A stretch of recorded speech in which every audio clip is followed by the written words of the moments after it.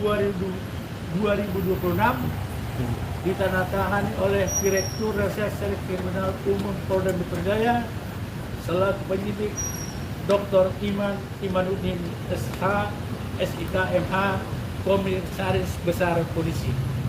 Jadi secara resmi rekan-rekan bahwa sejak tanggal 14 kemarin, berarti 2 hari lalu, sudah resmilah rekan kami atau klien kami Risman Hasulan dan Ipar sudah mendapatkan SP3 dari 4 laporan yang sebelumnya. Jadi jelasnya itu ya, itu yang perlu dijelaskan kepada rekan-rekan. Tidak kenal ya. Ya, jadi saya sebagai perwakilan memang kita mengikuti terus ya, memantau terus ya, dan sampai mendapatkan SP3-nya ini. Yang jelas pertama kita apresiasi yang sebesar-besarnya kepada Polda Metro Jaya yang telah menyelesaikan tugas-tugasnya yang cukup banyak yang begitu sangat melelahkan sehingga ini dapat mendapatkan SP3 ini. Yang jelas adalah kita semua melihat bahwasanya step ke depan sudah berjalan ya. Ya saudara Roy Suryo, saudara Tifa ya, yang dari klaster 1 ya. Anda selalu mengatakan bahwasanya tidak akan pergi SP3 ya, RG-nya ditolak dan sebagainya. Sudah, Anda jangan berhalusinasi lagi, jangan bermimpi lagi, persiapkanlah ya semua evidence yang Anda punya untuk bertarung nanti di pengadilan ya.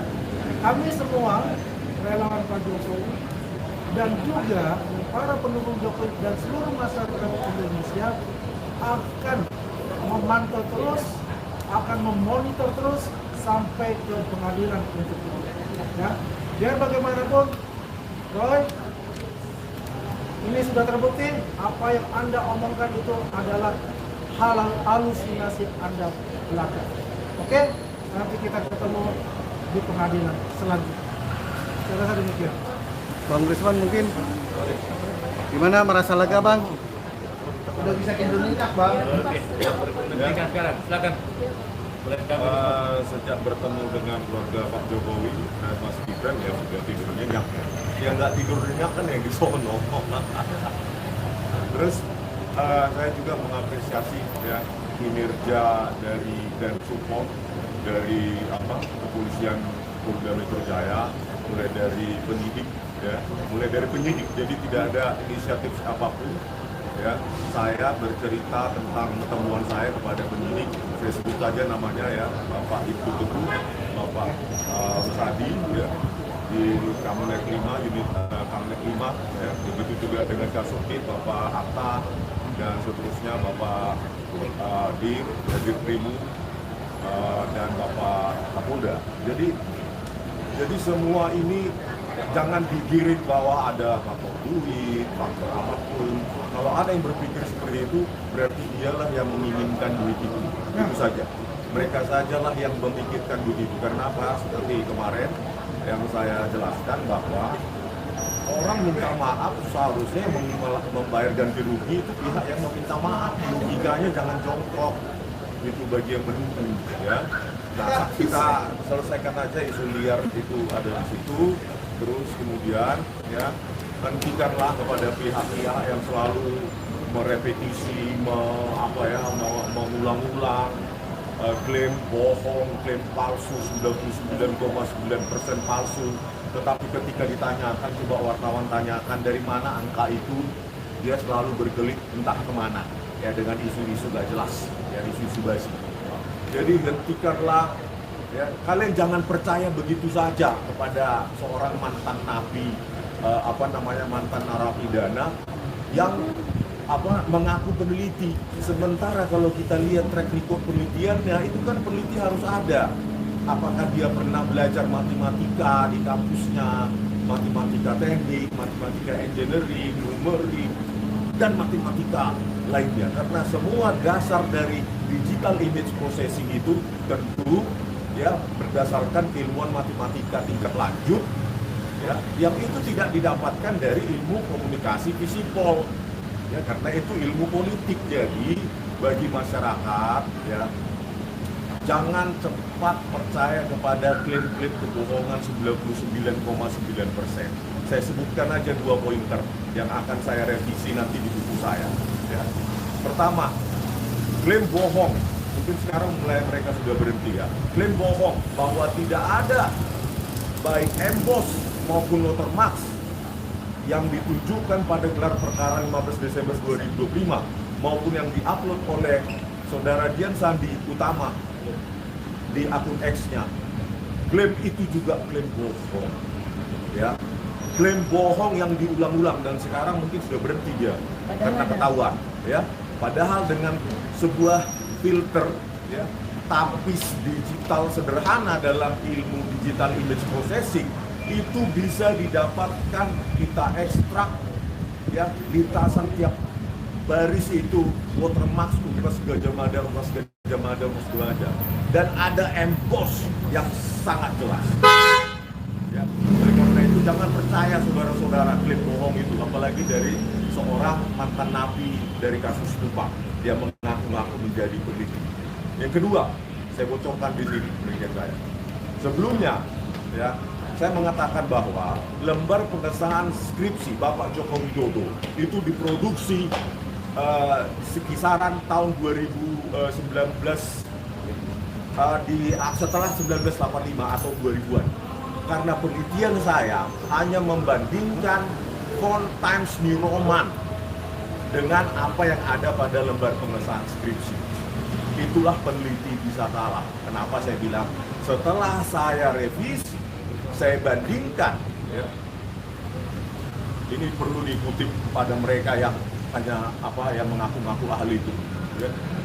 Setelah saya bandingkan bentuk lengkungan maupun bentuk huruf, ya, yang ada di dalam lembar pengesahan Bapak Joko Widodo, ya, itu saya analisa dan saya bandingkan dengan Times Roman, bukan Times New Roman yang sudah ada sejak sebelum 1985 dalam bentuk versi digital. Kalian bisa cek semua, yaitu ada di 2 sistem operasi, baik DOS maupun Macintosh, Apple Macintosh. Ya, di Apple Macintosh bisa kita dapatkan di MacWrite 1.3 sebelum tahun 1985. Jadi Times Roman dalam bentuk digital font sudah jamak dipakai dalam komputer-komputer di 2 sistem operasi tersebut. Oleh karena itu, kealfaan saya menganalisa, sebelumnya saya hanya percaya Times New Roman. Sekarang sebelum Times New Roman, lengkungannya mirip, ya, hampir sempurna, baik scaling maupun lengkungan itu ada di Times Roman yang dikembangkan oleh Adobe dalam sistem font PostScript. Itu ada dan semua orang komputer juga paham itu, apalagi yang memiliki pengetahuan tentang sistem font dan Adobe. Jadi inilah penelitian, inilah membuktikan bahwa penelitian itu bisa salah. Karena saya tidak terikat dengan afiliasi politik apapun, gerakan politik apapun, gerakan apapun yang di balik mereka, ya, maka saya bebas. Dan itu bisa kita perdebatkan di ruang ilmiah. Coba kalian baca semua, cari tahu semua tentang font, ya, digital font. Jangan bilang itu kan analog font, bukan, digital font. Times Roman, bukan Times New Roman.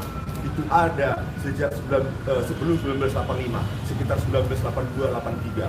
Ada di 2 sistem operasi dan teks editor seperti MacWrite 1.3 gitu, ya. Jadi itu 2 pointer apa yang saya koreksi nanti di buku JWP saya. Tetapi begini, ya, saudara-saudara, ya, kalau mereka yang tidak mumpuni atau tidak menekuni bidang itu sejak dari belajar matematika dasar, terus langsung overclaim, mengklaim bahwa dia ahli di bidang itu, padahal satu persamaan matematika pun di dalam bidang itu nggak bisa dijelaskan. Kalian bisa percaya apa sama dia? Makanya saya undang, harusnya saya tantang media, coba tunjukkan 49 halaman itu. Ya, 49 halaman di buku JWP, 49 halaman pertama, itulah sesungguhnya apa yang di balik otak Rosuryo. Berikan itu kepada ahli. Coba kalian media. Nanti kalau respon bias. Kalian media tanyakan apakah ini ilmiah atau orang ya hanya yang mengaku ilmiah tanpa fondasi apapun. Nah, inilah tulisannya 49 halaman itu. Ini cuma ini tentang hak asasi manusia, terus yang lain-lain. Ini kan bukan keahlian apapun dalam digital forensik. Ya, itu ya Rosuryo 49 halaman yang begini ini. Gini. Inilah tulisan dia. Jadi jangan mentompleng tulisan saya. Terus seolah-olah sekarang seperti ada kontrak, seperti semacam okultisme. Begitu saya merevisi tulisan saya, terus mereka mengulang-ulangi kata-kata bohong, pengkhianat dan lain-lain. Padahal banyak yang ngomong itu, terutama para pengacara itu. Masuk ke kasus ini pun di tengah jalan. Ya, apalagi Rosuryo mengatakan Jutotoyan, Pak Kasmujo. Sejak kapan dia turun ke lapangan dengan duitnya sendiri mencari data? Dia hanya sibuk di televisi, ke televisi. Di Jakarta. Untuk apa? Popularitas dan duit. Bayangkan 3 kali 700.000, 2 juta. Itu yang dia dapatkan. Gitu loh. Dia nggak pernah cari data satu hari pun. Bagaimana dia mengklaim temuan orang? Terus mengatakan apa yang saya temukan langsung seperti temuannya. Oleh karena itu inilah saudara, kalian baca ini atau saya kasih. Ini kalian kasih ke peneliti coba. Ada banyak peneliti di Universitas Negeri maupun Jakarta. Inilah kalian kasih. Inilah sebenarnya Rosuryo. 9 halaman ini. Ini. Jadi karena tercover dengan tulisan saya 480 halaman, jadi seperti inilah. Seolah tebal padahal ini cuma ini. Jadi ya, jangan hanya karena banyak orang mengeluhkan, pejuang kebenaran, pejuang apa? Akui aja ini 9 halaman ini. Apakah dia ilmiah? Ya. Jadi nanti ya kalau memang apapun yang terjadi, tentu banyak ahli, pakar di bidang digital image processing, digital forensik dan lainnya akan meneliti siapa sebenarnya Rosuryo, bukan saya. Mungkin kan gitu. Ya. Jadi ya bertanggung jawablah pada tulisan Anda, bertanggung jawablah pada klaim Anda sebagai peneliti, karena itu kasusmu. Ya. Bukan kasus saya lagi. Ya. Saya berpendapat bahwa peneliti bisa salah. Kalau Anda yang mengaku peneliti nggak bisa salah, ya terserah, itu urusanmu, ya gitu ya. Tadi dia mungkin tambah dulu sedikit ya. Baru nanti Ada tambahan juga. Oke, kita tambahkan. Pertama, terima kasih Pak Jamadat Girsang, seorang pengacara yang luar biasa membela kliennya sehingga menyelesaikan perkara kliennya hari ini diumumkan SP3. Alhamdulillah. Dan Pak Andi Aswan yang mendukung kita selalu. Saya hari ini juga akan mengumumkan ada SP2HP untuk Kozinudin dan Rosuryo atas penghinaan, pencemaran nama baik terhadap klien saya, Egy Sujana. Dia berkoar-koar, selalu berkoar-koar bahwa siapa yang melaporkan dia tidak akan diproses. Hari ini, insya Allah ini akan diproses. Dan saya akan membuat laporan setelah SP2HP ini terbit, saya akan proses, yaitu gugatan etik terhadap advokat bernama Kozinudin yang abuse of power. Ini buktinya hari ini. Saya terima kasih kepada pihak kepolisian yang walaupun dia marah, walaupun bertengkar kita, tapi dia tetap profesional untuk membantu perkara kami. Apresiasi pada pihak kepolisian yang membantu kami sampai saat ini. Jadi jangan selalu merendahkan orang, jangan selalu menghina orang, bahwa apa yang kalian tabur itu yang akan kalian tuai. Saya sampai ke ujung semut pun, ke lubang semut pun saya proses. Kozinudin bersama Rosuryo dengan perkara klien saya Egy Sujana. Ini SP2HP-nya. Ya, mudah-mudahan perkembangan perkara ini akan berjalan dengan baik, insya Allah. Ada tambahan tentang SPTIGA? Oke, ada pertanyaan 1-2. Silakan. Pak Desmond minta penjelasan dengan terjadinya SP3 ini kan sudah lepas dari semua tuntutan.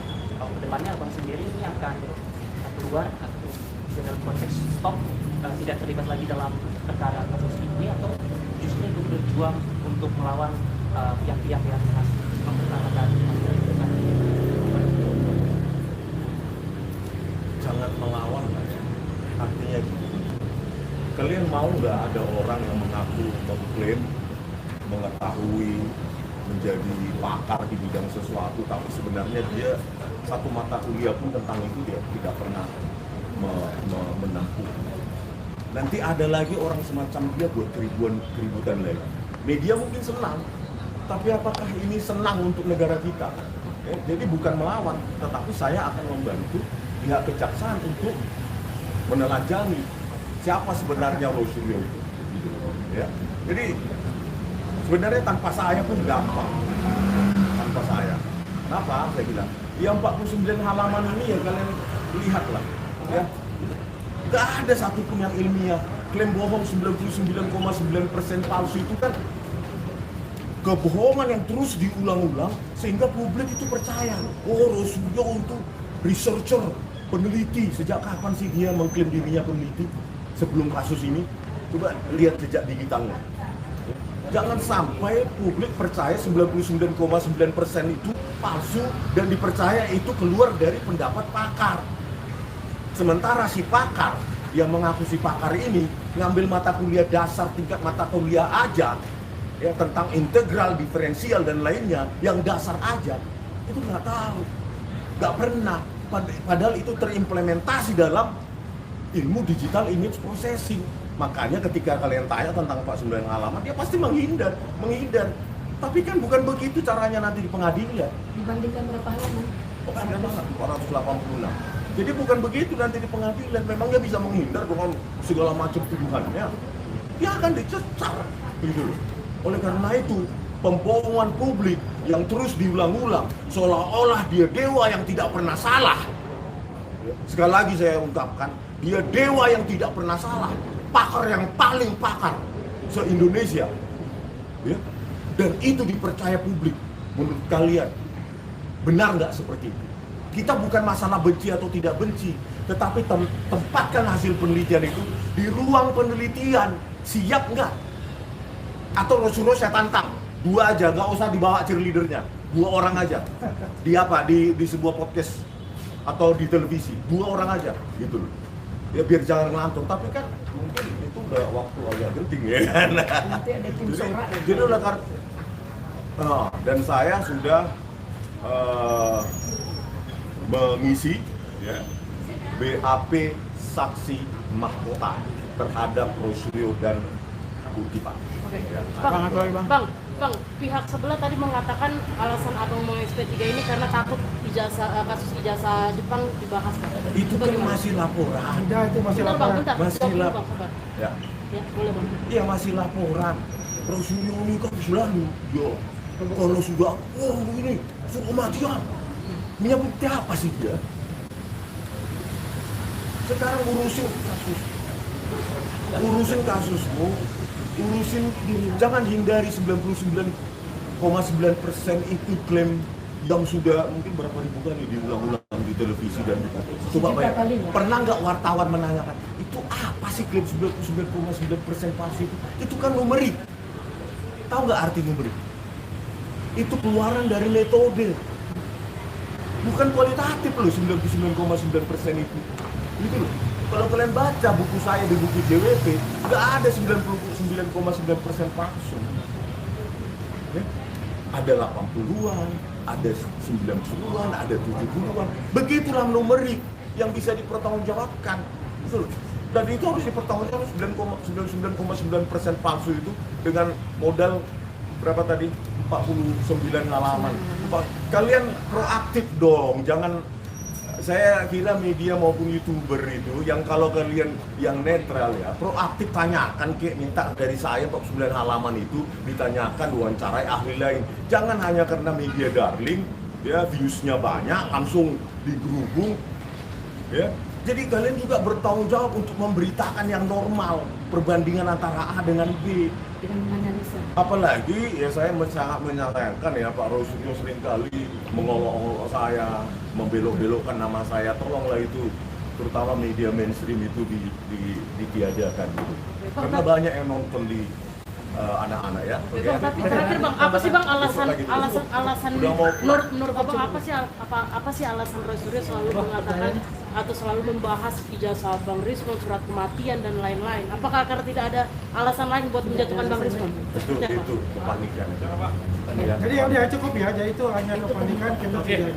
rekan-rekan, saya tunjukkan ya. Tahan Bang. Anda boleh saksikan. Inilah Bang Rismon Kementerian boleh pegang. Pendidikan. Bang Rismon boleh Bang. Bang Rismon boleh pegang. Boleh. Ya. Naikkan lagi Bang, di tengah aja Bang, di tengah. Tahan. Ya. Bang, Bang. Atas. Oh, sebentar dulu. Pegang. Gimana, sabar. Bang, tapi tahu Bang, pihak sebelah ngadain aksi 1 tahun ijazah Pak Jokowi di DPR Bang. Langsung halaman terakhir aja ya. Tapi mengetahui nggak Bang Roy Rendah. ngadain Bang Rismon pegang Bang. Oke. Bang Rismon pegang Bang. Pegang. Di tengah boleh di tengah. Nah, gitu. Nah, Pegang, Bang. Tanggal 14 ya. Jadi bukan hari ini. 2 hari lalu berarti. Udah? Oke ya. Itu dulu Oke, ya. rekan-rekan, karena masing-masing kami ada acara. Ya, oke. Thank you. Selamat malam semua. Kecepatan informasi dan akurasi data adalah komitmen kami. Satu langkah lebih dekat, satu langkah lebih terpercaya. Saksikan Sapa Indonesia Malam di Kompas TV, channel 11 di televisi Anda.